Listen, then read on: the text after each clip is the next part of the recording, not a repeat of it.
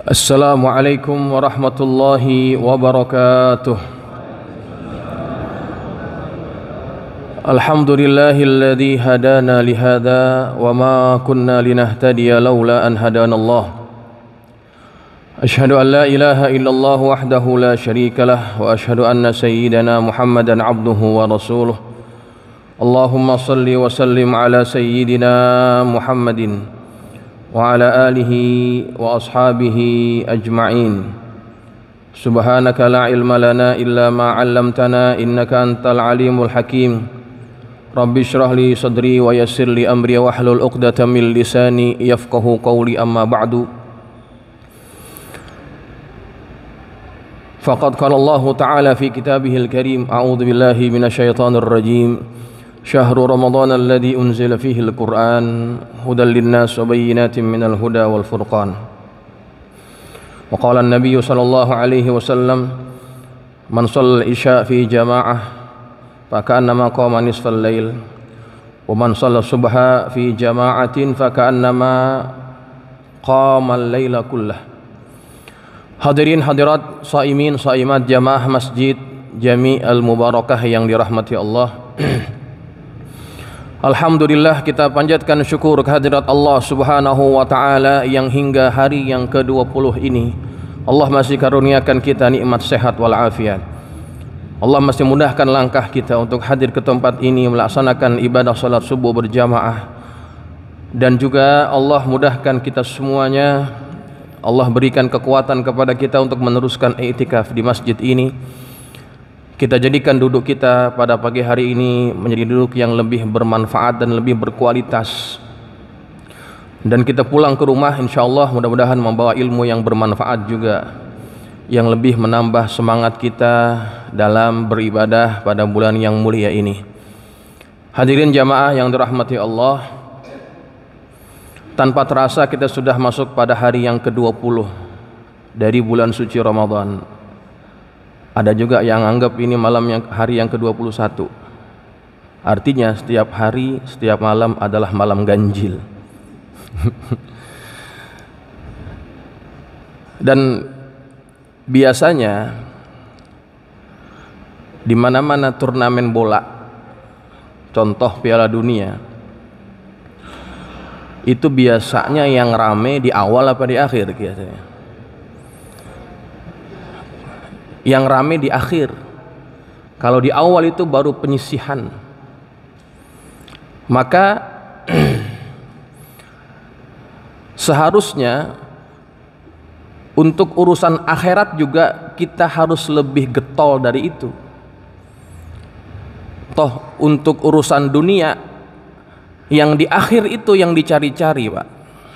Pameran pun begitu juga. Hari yang terakhir, hari yang biasanya pengunjungnya itu lebih banyak. Namun kenyataan di mana-mana masjid musola tidak seperti itu. Menjelang akhir terutama tarawihnya, jamaahnya semakin ringkes. Nah, disitulah iman kita yang mendorong kita. Apakah kita tergolong orang yang memiliki kekuatan iman sehingga kita bisa terus ibadah dengan istiqomah di akhir, atau mungkin iman kita ini agak lemah sehingga dia tidak bisa mendorong kita sehingga kita lebih intensif lagi ibadah menjelang hari-hari akhir bulan suci Ramadan. Maka di awal Nabi sudah ingatkan, man shoma Ramadan. Dalam hadis yang lain Nabi menyatakan man shoma Ramadan, man qama Ramadan imanan wahtisaban ghufira lahu ma taqaddama min dzambi. Barang siapa yang puasa dan juga barang siapa yang qiyam pada bulan Ramadan imanan wahtisaban, karena dilandasi oleh keimanan. Jadi iman ini perkara penting yang bisa membuat kita istiqomah ibadah sampai ke akhir. Wahtisaban, dan kita mengharap balasan hanya dari Allah. Ghufira lahu ma taqaddama min dzambih. Maka diampuni dosa-dosanya yang telah lalu. Maka jamaah yang dirahmati Allah, kalau kita tergolong orang-orang yang hilang di hari-hari akhir, terutama pada sholat tarawih, maka kita perlu muhasabahkan diri kita. Sesungguhnya itulah kadar keimanan kita. Mudah-mudahan dengan adanya tausiah, ceramah ini mendorong, menambahkan sedikit keimanan kita agar lebih beribadah dengan semangat. Jamaah yang dirahmati Allah, di akhir-akhir ini, akhir-akhir Ramadan, ada satu hadis yang Nabi sampaikan kepada sahabat-sahabatnya dan umumnya kepada kita semua.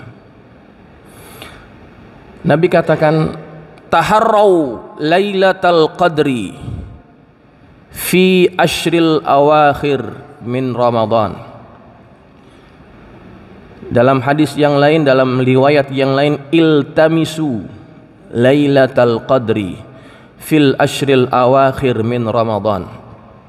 Carilah Lailatul Qadar pada 10 hari yang terakhir daripada bulan suci Ramadan. Dalam hadis yang lain lebih spesifik, Nabi mengatakan pada malam-malam yang ganjil. Nabi menyuruh seperti itu, berarti apa yang disuruh Nabi itu merupakan sesuatu yang amat penting. Dan memang malam Al-Qadar itu adalah sesuatu yang sangat penting untuk kita dapatkan. Di dalam satu ayat Quran Allah mengatakan, inna anzalnahu fi lailatin mubarakah. Sesungguhnya kami telah menurunkan Al-Quran pada malam yang diberkahi. Malam apa itu? Malam itu adalah malam Al-Qadar. Malamnya biasa, Pak, seperti malam-malam yang lain, tapi malam itu menjadi istimewa dan malam itu diberkahi Allah Subhanahu wa taala. Makanya Nabi mengatakan cari malam tersebut, karena malam itu adalah malam yang diberkahi. Semua orang yang beribadah pada malam hari itu, maka dia akan mendapatkan keberkahan dari Allah. Jamaah sekalian, seseorang bisa menghargai sesuatu kalau dia tahu sesuatu itu. Saya sering memberikan ilustrasi. Ini yang di tangan saya namanya apa, Pak? Tisu. Kalau jamaah saya kasih tisu, mau kagak? Nggak mau ya? Lah tisu, Pak Ustadz, buat apaan? Tisu nggak ada harganya. Tapi kalau seandainya yang di tangan saya ini adalah duit yang warnanya merah, tuh yang perempuan udah mau aja. Kalau yang saya kasih duit 100 ribuan, mau nggak saya kasih? Tuh mau. Kenapa kita mau terima yang warna merah? Karena ada nilainya dan kita tahu nilainya. Padahal tisu dengan kertas, uang kertas itu sama-sama bahannya, sama-sama terbuat dari kertas. Cuma yang ini enggak ada nilai, yang merah tadi ada nilainya. Kalau seandainya tisu ini saya kuel-kuel, Pak, lecek nih tisu, mau terima apa enggak? Apalagi lempengnya aja nggak mau nerima, apalagi kalau udah lecak begini. Tapi kalau duit 100 ribuan saya lecekin sampai lecek tuh duit, wah ambil aja orang perempuan. Lecek tuh duit, masih mau terima atau tidak? Masih. Duit Pak Ustadz, biar lecek juga masih berharga. Tuh lihat, itu kita bisa menerima apapun keadaan duit itu karena kita tahu nilainya. Kalau duit yang 100.000 saya kasihin sama kambing, kambing mau makan nggak? Nggak mau. Padahal itu duit ada nilainya, cuma kambing nggak tahu nilainya. Kalau kambing saya kasih daun nangka, mau nggak terima tuh? Mau. Kambing doyannya emang daun nangka. Padahal kalau kambing ini pinteran dikit, dia ambil yang 100.000, dia suruh orang cariin daun nangka biar banyak. Tapi dasar kambing, dia nggak tahu nilai apa yang diberikan pada dia dari 100.000 itu. Maka jamaah yang dirahmati Allah, begitu juga dengan sikap kita dalam mencari Lailatul Qadar ini. Ada yang sungguh-sungguh, ada yang bersemangat, tapi ada yang biasa-biasa saja. Nah, perbedaan itu karena perbedaan pengetahuan tentang Lailatul Qadar. Semakin orang tahu tentang Lailatul Qadar, maka semakin bersungguh-sungguh dia mencarinya. Maka kalau orang yang tahu sebetulnya Lailatul Qadar itu istimewa, kemudian dia tidak bersungguh-sungguh mencarinya, maka dia sama seperti apa? Seperti kambing. Bukan saya ngomong tuh. Jadi jamaah yang dirahmati Allah, nah jamaah, malam Al-Qadar atau Lailatul Qadar ini tidak diragukan lagi keistimewaannya. Al-Qadar itu punya 3 makna. Yang pertama artinya sempit, yang kedua artinya mulia, yang ketiga artinya penentuan. Tiga-tiganya benar. Sempit ini dari mana kita dapat pengertian itu? Dalam ayat Al-Quran yang lain Allah berfirman, "Waman qudira alaihi rizquhu falyunfik mimma atahullah." Barang siapa yang disempitkan rizkinya, maka hendaknya dia berinfak dengan apa yang termampu dari apa yang dia dapatkan.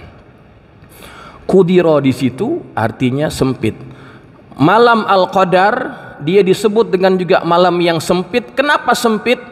Karena pada malam itu bumi ini dipenuhi oleh para malaikatnya Allah. Bahkan jumlah malaikat yang turun ke bumi jauh lebih banyak daripada jumlah manusia yang tinggal di bumi. Saking banyaknya itu malaikat Allah yang turun, sehingga perlu ada shift. Yang satu naik, yang satu turun, yang satu naik, yang satu turun, begitu. Makanya Allah mengatakan dalam Quran, tanazzalul malaikatu. Dari asal kata tatanazzalu, artinya saling silih berganti turun dan naik. Malaikat itu datang ke bumi. Kenapa nggak bisa satu shift saja?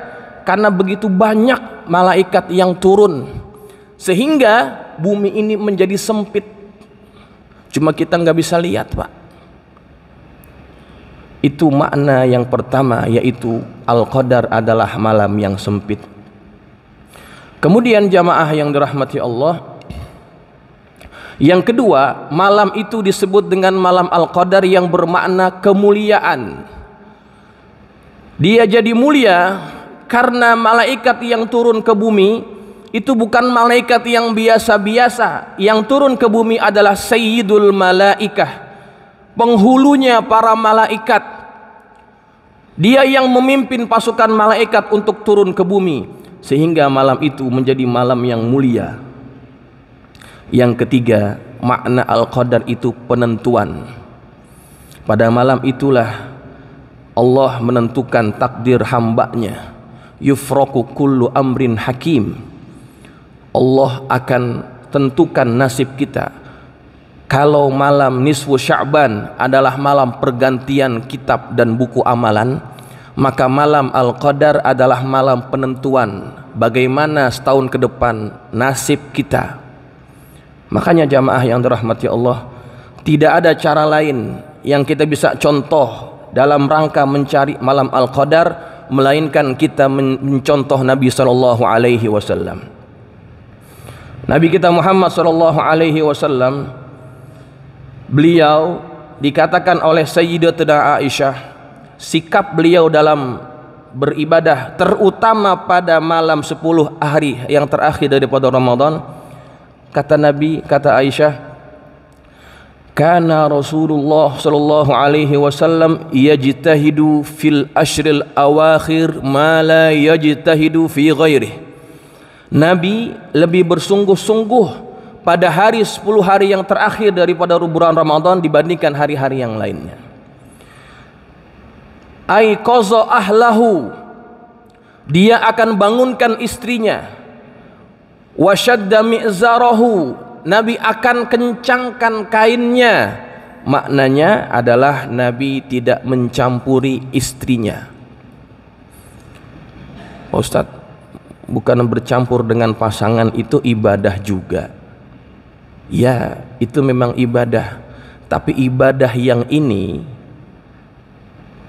adalah ibadah yang disukai oleh hawa nafsu. Nabi nggak ngelayanin yang kayak begini. Nabi 10 hari yang terakhir tinggalkan istrinya, tidak bersama dengan pasangannya. Kenapa? Nabi fokus dengan ibadah yang lain yang tidak berkaitan dengan hawa nafsu. Wa ahya lailahu, Nabi juga akan hidupkan malamnya. Arti hidupkan malam, bahwa Nabi pada malam-malam terakhir daripada 10 malam terakhir itu Nabi tidak tidur sama sekali. Yang sebelumnya Nabi kalau sholat malam itu Nabi akan tidur dulu, nanti sepertiga malam yang terakhir baru bangun lagi. Kan begitu sifat ibadahnya Nabi. Tapi ketika masuk 10 hari yang terakhir, enggak Pak. Wa ahya lailahu, Nabi akan hidupkan malamnya. Saya tanya sama jamaah, kira-kira kalau semalaman enggak tidur kuat apa enggak? Kuat? Enggak. Ya, teler Pak Ustadz. Baru 11 juga mata saya udah kriap-kriap. Bangsa kita nih, kayak kita nih, termasuk saya juga, kalau pengen ibadah semalaman nggak tidur-tidur, rada susah Pak. Rada susah. Lain kalau misalkan diterim, mereka memang persekitarannya, lingkungannya memang membantu kita untuk kayak begitu. Nggak tidur semalaman, diisi dengan ibadah. Kalau kita di sini jam 10 juga ya udah sepi. Kita ke masjid, masjidnya gelap. Akhirnya karena masjid gelap, niatnya pengen ibadah, ketiduran di masjid. Tuh, kita rada-rada susah mau ngikut kayak Nabi. Tapi kalau mau kayak Nabi, betul-betul kayak begitu, begitu cakep. Dan menjelang akhir 90-an, awal 2000-an, sudah banyak masjid-masjid yang mempelopori gerakan iktikaf. Kalau kita perhatikan itu sudah mulai banyak tahun 2000-an. Dan semakin kemari semakin syiar program iktikaf 10 hari yang terakhir. Termasuk mungkin di masjid ini juga mengadakan program iktikaf 10 hari yang terakhir. Cakep. Bahkan yang lebih ekstrim lagi Pak, saya baru lihat kemarin videonya, ada yang sampai bikin kemah di dalam masjid. Kemah, tenda yang biasa orang camping itu dibikinin di dalam masjid. Biar apa orang? Biar orang itu iktikaf di masjid. Lah bener-bener itu orang luar biasa ya. Ala kulli hal, itulah cara orang mengisi hari-hari yang terakhir daripada bulan Ramadan. Jamaah, kalau kita termasuk orang-orang yang rada susah menghidupkan malam seperti mana Nabi menghidupkan malam-malam akhir Ramadan, maka cari dengan cara yang akan saya sebutkan ini. Insya Allah ini juga menghadirkan pahala yang besar sesuai dengan kemampuan kita yang agak lemah. Yang pertama, ketika 10 hari yang terakhir ini, jagalah sholat waktu, terutama Isya dan subuh. Pokoknya kalau udah 20 hari, 10 hari yang terakhir ini jangan sampai kelepasan Isya berjamaah dengan subuh berjamaah. Kenapa begitu? Karena ada satu hadis yang sahih. Di awal tadi sudah saya sebutkan. Man shallal isya fi jama'atin faka'annama qama nisfal lail. Barang siapa yang salat isya'nya berjamaah, seakan-akan dia melaksanakan qiyam separuh malam. Kira-kira 6 jam kita dinilai seperti orang yang qiyamul lail kalau kita sholat isya'nya berjamaah. Wa man shalla subha fi jama'atin faka'annama qama al-laila kullah. Barang siapa yang sholat subuhnya berjamaah, maka seakan-akan dia melaksanakan qiyamul lail seluruh malam. Coba, ganjaran itu ada pada sholat subuh jamaah. Makanya 2 sholat ini jangan sampai lepas. Kalau memang kita nggak mampu mengisi malam-malam itu dengan ibadah tanpa tidur, ini pegang. Sholat subuh, sholat isya dilaksanakan secara berjamaah. Yang kedua, jamaah sekalian, yang kedua, jaga sholat tarawih berjamaah sampai witir tentunya ya. Jaga sholat tarawih berjamaah. Kenapa? Karena ada satu hadis yang juga cukup kuat hadis ini. Kata Nabi, man qama ma'al imami hatta yansarifa kutiba lahu qiyamu lailatin.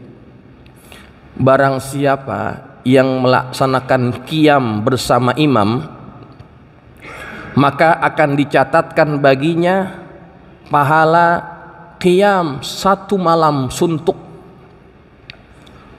Nih, bagi orang yang biasa 8 rakaat pulang, jangan lagi diulang ya. Kan kita kan begitu, giliran imamnya lama aja, waduh imamnya lama banget ini, 8 rakaat kita pulang. Nah jangan, kalau bisa ikutin sampai kelar. Kenapa? Karena ada hadis ini, man qama ma'al imami hatta yansarifa kutiba lahu qiyamul lailatin. Ikutin aja sampai kelar. Kelar imam sampai kapan? Sampai witir. Ikutin sampai witir. Kita sholat sampai witir seolah-olah kita qiyamul lail semalaman. Tuh, Masya Allah. Ini bisa membantu kita dapat pahala yang banyak ya. Deal Mubarakah masih 20 kan? Kira ini udah diskon juga kali. Masih 20. 20 ini ijma ya para sahabat Nabi. Ketika Umar menyuruh Ubay bin Ka'ab untuk memimpin sholat tarawih, jumlah rakaatnya 20 Pak. Sahabat satu pun nggak ada yang nolak. Walaupun memang sahabat yang lain tahu ada hadis-hadis yang diceritakan oleh Sayyidatuna Aisyah bagaimana ibadah malam Nabi, tapi sahabat nggak ada yang nolak. 20 rakaat salat tarawih itu kesepakatan para sahabat Nabi. Nabi kan sudah sampaikan juga, pegang sunnahnya khulafaur rasyidin kan gitu ya. Maka orang yang memegang sunnahnya khulafaur rasyidin ini, dia akan mendapatkan kebaikan yang banyak. Waktu zaman Sayyidina Anas ibn Malik, Imam Darul Hijrah, gurunya Imam Syafi'i, dia sholat tarawihnya bukan 20 dan juga bukan 8 Pak, Imam Syafi'i dan orang-orang Madinah, mereka sholat tarawihnya 36 rakaat. Kenapa dia sholatnya 36 rakaat? Karena nggak mau kalah sama orang-orang yang ada di Mekah. Karena kebiasaan pada waktu itu orang Mekah yang sholat di Baitullah, kalau dia kelar 4 rakaat mereka akan istirahat. Istirahatnya ngapain? Bukan selonjoran, tapi mereka istirahatnya tawaf. Nanti udah tawaf lanjutin lagi. Tuh kelebihannya kalau di Baitullah. Nah, karena istirahat dalam tarawih itu banyak, ya, makanya jumlah tawafnya juga banyak. Sedangkan orang Madinah mau nyamain orang Mekah nggak bisa. Mau tawaf di mana? Nah, karena mereka nggak mau kalah, ini yang disebut fastabiqul khairat, berlomba dalam kebaikan. Mereka tambahin rokaatnya jadi 36. Tuh orang dulu. Kalau kita udah 20 nyari yang 8, masih mending sholat tarawih, ya enggak? Tapi itulah gambaran kita bagaimana semangat kita beribadah itu sudah jauh tertinggal dengan salafun saleh. Maka jamaah, di hari-hari akhir ini maka jangan sampai ketinggalan yang namanya sholat tarawih, dan ikuti sampai akhir, ya, ikuti sampai akhir, pahalanya besar. Itu yang kedua. Yang ketiga adalah memperbanyakkan baca Al-Quran. Kenapa kita disuruh banyak baca Quran, terutama pada malam 10 hari terakhir? Ada satu hadis dari Nabi SAW. Hadis ini cukup kuat. Man qara'a bimi'ati ayatin fi lailatin kutiba lahu kunutu lailatin. Barang siapa yang membaca 100 ayat, ini bukan hanya di Ramadan, ya, ini hadis bersifat umum seluruh bulan. Barang siapa yang membaca 100 ayat daripada Quran dalam satu malam, maka dia dicatatkan kunutu lailatin. Kunut artinya orang yang beribadah semalaman suntuk. Tuh jamaah, baca minimal 100 ayat, maka kita dapat pahala ibadah semalaman suntuk. Masya Allah. Apalagi kalau bisa lebih, luar biasa tuh. Ini yang juga harus kita usahakan, memperbanyakkan bacaan Quran. Dan jamaah, bulan Ramadan itu mulia bukan karena Ramadannya, tapi karena Qur'annya yang turun. Syahrul Ramadan alladzi unzila fihil Qur'an. Malam Al-Qadar itu mulia bukan karena malamnya, tapi karena Quran yang turun pada malam itu. Makanya cara yang paling afdol juga di antara yang tadi untuk kita mencari Lailatul Qadar adalah memperbanyakkan bacaan Quran. Tapi fakta hari ini dikeluarkan oleh Kementerian Agama tahun 2023, Pak.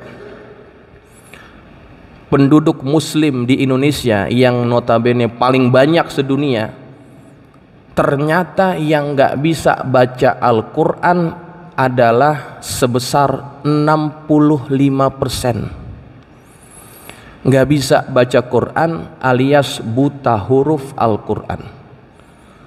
65% itu banyak.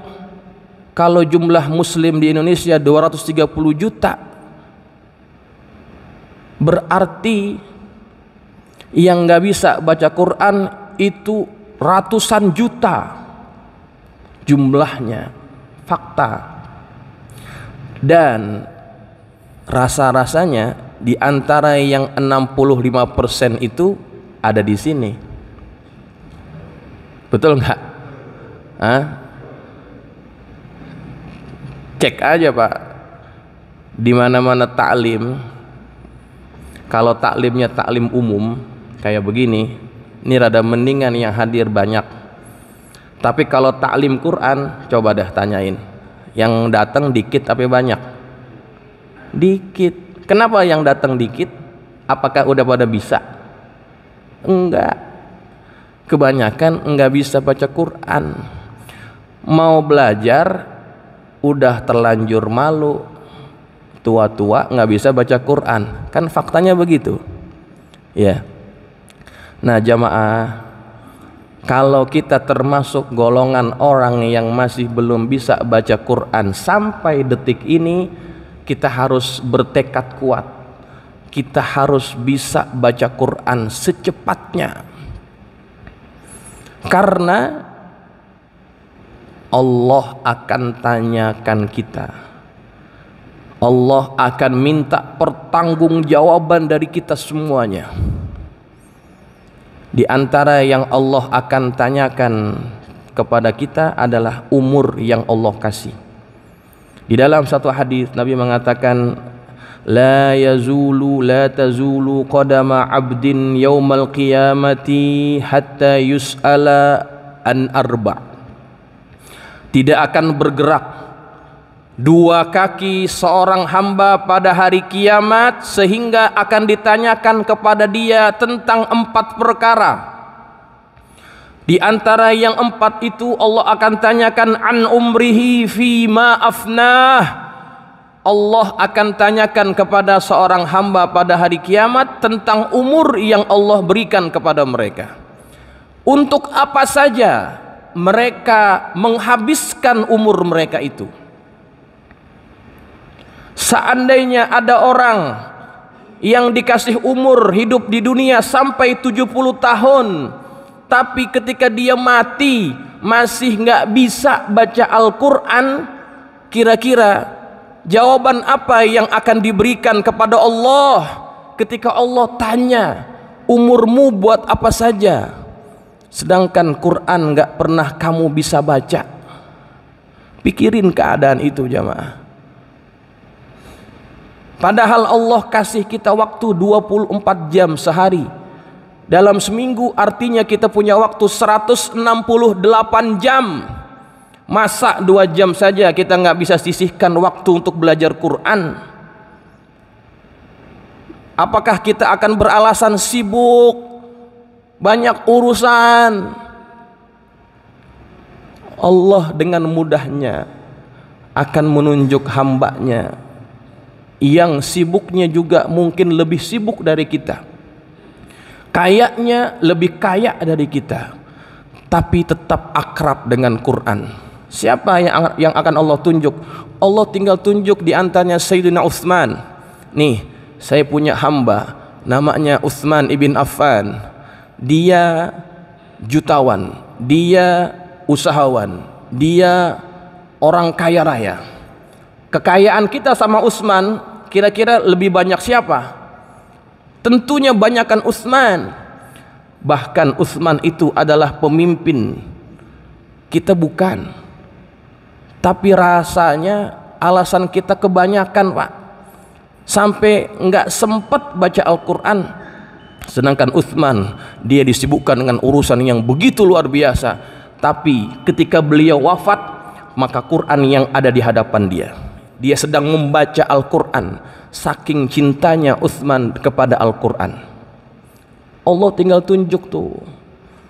Lah kita kebanyakan alasan, tapi untuk urusan hobi Pak, ya Allah gampang banget kita ngisihin waktu buat hobi. Ada di sini yang demen mancing nggak? Ada nggak yang demen mancing? Banyak ya. Mancing kira-kira cukup nggak 2 jam? Mancing apaan Pak Ustadz 2 jam? Mancing nggak cukup 2 jam? Setengah hari? Lah setengah hari mah cepet banget. Paling cepet setengah hari itu mah paling cepet udah. Biasanya orang mancing dari pagi sampai sore, atau bahkan sampai berhari-hari nggak pulang. Tuh orang yang mancing untuk urusan hobi sanggup menyisihkan waktu. Yang penting hobinya tersalurkan. Ada yang hobinya touring Pak, touring. Dia gabung dengan klub mobil, klub motor. Touring kemana? Keluar kota. Ayo kita nyari bubur yuk. Bubur. Nyari bubur. Kemana nyari buburnya? Cianjur. Nyari bubur ke Cianjur. Sampai Cianjur pulang lagi. Kan kurang kerjaan. Lah di sini banyak kang bubur. Tapi namanya hobi Pak, yang nggak bisa dihalang-halang. Begitu. Ya. Tuh, ada yang suka hobi goes. Pagi-pagi dia goes. Goes sampai kemana? Sampai ke Ancol. Habis dari Ancol muter, pulang lagi ke Menteng Dalam. Hobi-hobi yang kayak gitu kan menyita waktu sebetulnya. Salah apa enggak? Enggak salah. Terserah punya hobi apa juga terserah. Tapi kenapa untuk hobi kita kadang-kadang gampang nyisihin waktu, tapi untuk urusan Quran, belajar Quran rasanya susah banget. Pikirin keadaan itu. Kita akan ditanya sama Allah. Kalau kita mati nggak bisa baca Quran, pikirin jawaban apa yang kita kasih sama Allah Subhanahu wa taala. Padahal semua yang berkaitan dengan Quran Allah akan muliakan dia. Dalam sebuah hadis yang cukup kuat, Nabi katakan, "Man qara'al Quran wa 'amila bima fihi ulbisa walidahu tajan yaumal qiyamah daw'uhu ahsanu min daw'i syamsi fi baitin min buyutid dunya." Barang siapa yang baca Quran dan mengamalkan isinya, maka kedua orang tuanya akan dipakaikan mahkota yang cahaya mahkota itu lebih indah daripada cahaya matahari yang menyinari rumah-rumah yang ada di muka bumi ini. Yang baca anaknya, yang ngamalin anaknya, bapak ibunya dapat kemuliaan. Fama zannukum billadzi amila bihadza. Maka bagaimana pendapat kalian? Nabi tanya kepada para sahabat, bagaimana pendapat kalian dengan orang-orang yang mengamalkan itu? Si anak bagaimana, apa yang akan dia dapat? Tentu yang dia dapat lebih daripada apa yang diperoleh kedua orang tuanya. Gara-gara apa? Gara-gara Quran. Anaknya mulia, orang tuanya ikut mulia. Tuh, nggak ada ruginya kita ini mahir baca Quran, amalin isinya, Masya Allah.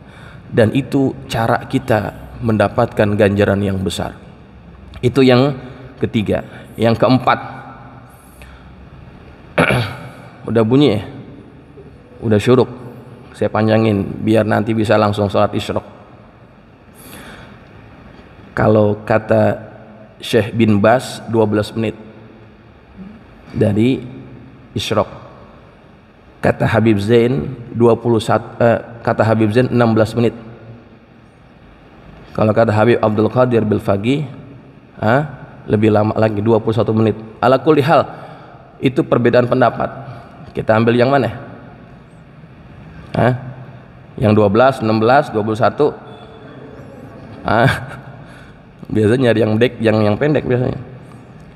Nah, jamaah yang keempat, cara kita mendapatkan Lailatul Qadar adalah banyakin doa, memperbanyakkan doa, terutama doa yang Nabi ajarkan kepada Sayyidah Aisyah. Ketika Aisyah tanya, "Ya Rasulullah, kalau saya berjumpa dengan Lailatul Qadar, apa yang harus saya ucapkan?" Kata baginda Rasulullah, banyakkan berdoa, "Allahumma innaka afuwun tuhibbul afwa fa'fu anni." Ya Allah, sesungguhnya Engkau adalah Maha Pemaaf, suka memberikan kemaafan, maka maafkanlah aku. Ini doa yang Nabi ajarin kepada istrinya dan kepada kita secara umum. Nabi enggak minta untuk baca yang lain-lain, minta ampun, minta maaf.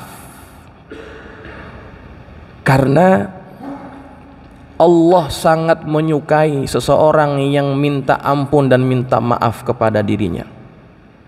Kalau kita punya banyak hajat dan gak sempat kita ngomong sama Allah hajat-hajat kita, maka banyakin istighfar, banyakin minta maaf, di antaranya dengan doa ini.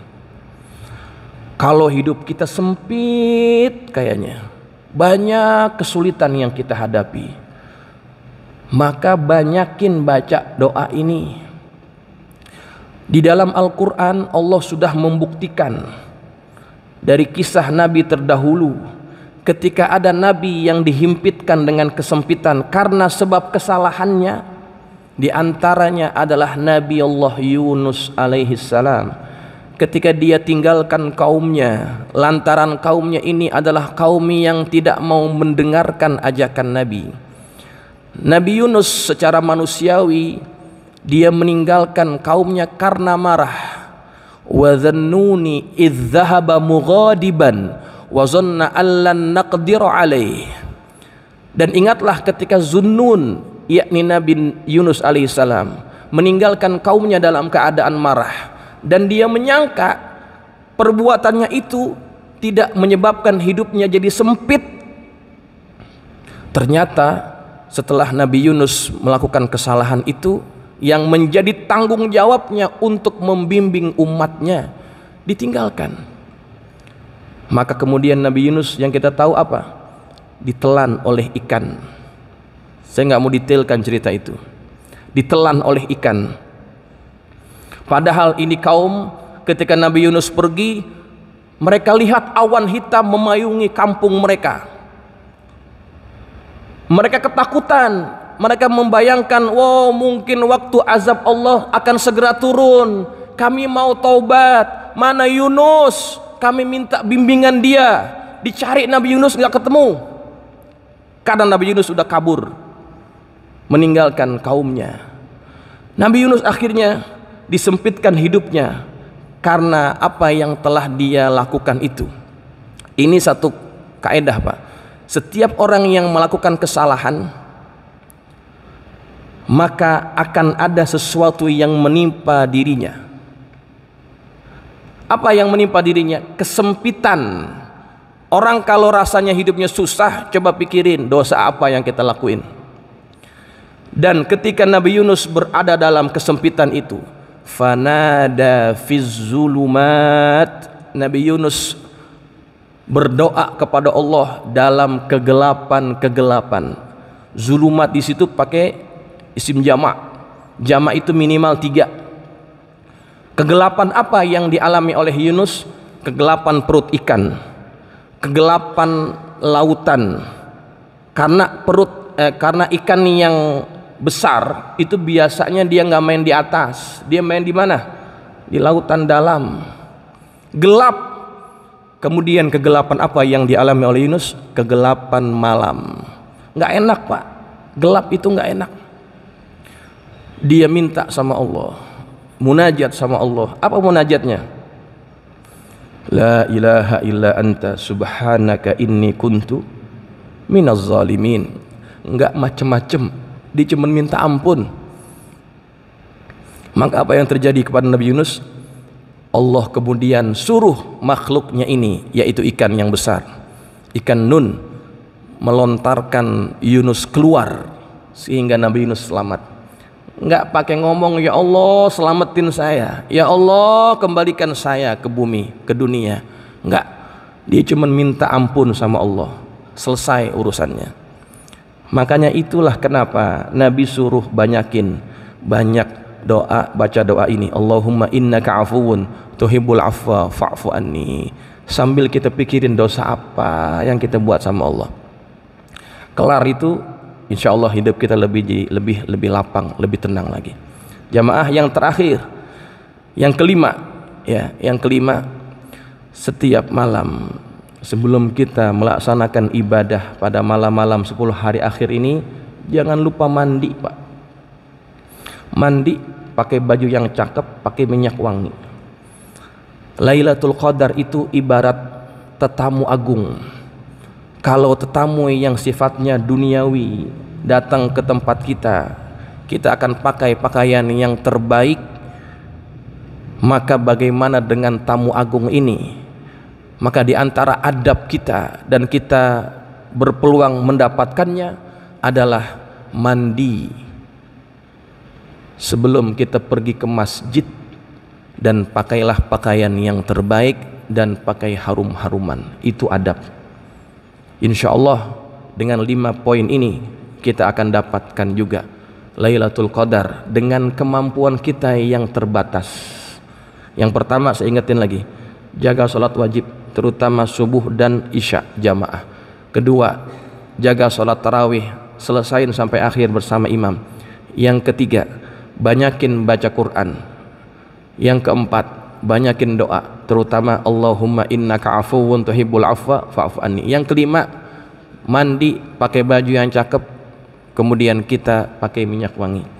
Ini cara insyaallah kita akan memperoleh Lailatul Qadar insyaallah. Demikian yang bisa Al-Fakir sampaikan, mudah-mudahan bermanfaat. Al-Fatihah. A'udzubillahi minasyaitonir rajim. Bismillahirrahmanirrahim.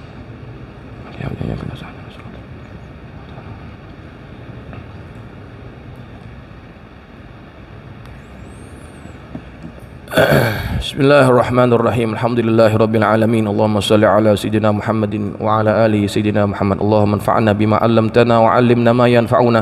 Allahumma zidna wa la tanqusna wa akrimna wa la tuhinna wa atina wa la tahrimna wa athirna wa la tu'thir alaina wa ardina wa arda 'anna. Allahumma inna nas'aluka bihaqqi Fatimata wa abiha wa ba'liha wa baniha iftah alaina wa ala auladina wa talamidina futuhal 'arifin faqihna wa iyyahum fid din warzuqna kamalal ikhlasi wal yaqin. Allahumma rzuqna Lailatul Qadar. Allahumma rzuqna Lailatul Qadar. Allahumma rzuqna Lailatul Qadar. Warzuqna an-nasyat wajtihad. Allahumma rabbana hab lana min azwajina wa dhurriyyatina qurrata a'yunin waj'alna lil muttaqina imama. Rabbana atina fid dunya hasanah wa fil akhirati hasanah wa qina adzaban nar. Sallallahu ala sayyidina Muhammadin wa ala alihi wa sahbihi wasallam. Walhamdulillahirabbil alamin. Assalamualaikum warahmatullahi wabarakatuh.